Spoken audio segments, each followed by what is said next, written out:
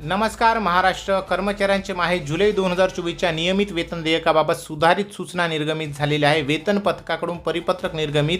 सविस्तर जाणून घेऊया. व्हिडिओ पूर्ण बघा. चॅनलवर पहिल्यांदा आला असाल तर विनंती आहे, प्लीज चॅनलला सबस्क्राईब करा, कारण अशा प्रकारचे व्हिडिओ तुम्हाला मिळत राहतील. तर चला व्हिडिओला सुरुवात करूया. राज्य कर्मचाऱ्यांची माहे जुलै 2024च्या नियमित वेतन देयकाबाबत सुधारित सूचना देण्याबाबत माननीय शिक्षण संचालक पुणे यांच्या दिनांक 11/7/2024 रोजीच्या संदर्भीय पत्रानुसार अधीक्षक वेतन व भविष्य निर्वाह निधी पथक कार्यालय सोलापूर मार्फत महत्त्वपूर्ण शासन परिपत्रक निर्गमित करण्यात आलेले आहे. परिपत्रकामध्ये नमूद करण्यात आलेले आहे की स्क्रीनवर दाखवण्यात येणाऱ्या लेखाशीर्षाखालील शाळेतील पात्र शिक्षक शिक्षकेतर कर्मचाऱ्यांच्या 7व्या वेतन आयोगाचा 5वा हप्ता बरोबर अदा न झालेले पहिला, दुसरा, तिसरा आणि 4था हप्ता शालार्थ प्रणालीत समाविष्ट करून वेतन देयक 19 जुलै 2024 पर्यंत सादर करण्याचे निर्देश देण्यात आलेले आहे.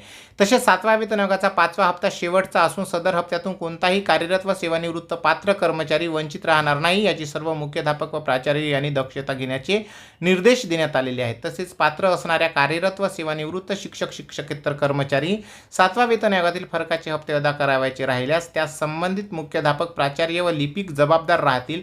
तसेच सेवानिवृत्त व कार्यरत शिक्षकेतर कर्मचारी 7व्या वेतन आयोगाचा हप्त्यापासून वंचित राहिल्यास संबंधित मुख्याध्यापक, प्राचार्य व लिपिक यांच्यावर प्रशासकीय कार्यवाही करण्यात येईल असे नमूद करण्यात आले आहे.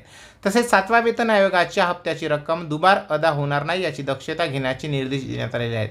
तसेच पात्र कार्यरत व सेवानिवृत्त कर्मचारी 7व्या वेतन आयोग हप्ता अदा करावयाचा एकही कर्मचारी वंचित राहिला नाही असे प्रमाणपत्र देयकासोबत जोडण्याचे निर्देश देण्यात आलेले आहेत. सेवानिवृत्त कर्मचाऱ्यांचे बँक खाते क्रमांक, IFSC कोड बरोबर असल्याची पूर्ण खात्री करूनच देयक फॉरवर्ड करावेत. तसेच जुलै 2024च्या देयकासोबत 7व्या वेतन आयोगाच्या फरकाचा तक्ता जोडण्याचे निर्देश देण्यात आलेले आहेत. तसेच माहे जुलै 2024ची देयके ज्या शाळांनी यापूर्वी फॉरवर्ड केलेली आहेत अशी देयके रिजेक्ट करण्यात आलेली आहेत असे नमूद करण्यात आलेले आहे. या संदर्भात अधीक्षक वेतन व भविष्य निर्वाह निधी पथक कार्यालय सोलापूर यांचे मार्फत दिनांक 2/7/2024 रोजी निर्गमित करण्यात आलेले सविस्तर शासन निर्णय मी डिस्क्रिप्शन बॉक्समध्ये येतो, तुम्ही ते पाहू शकता. बंधूंनो, ही बातमी सगळ्यांकरिता अतिशय महत्त्वपूर्ण आहे.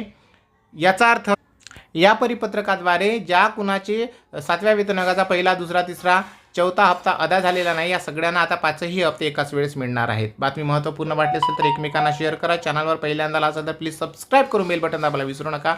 धन्यवाद. जय महाराष्ट्र.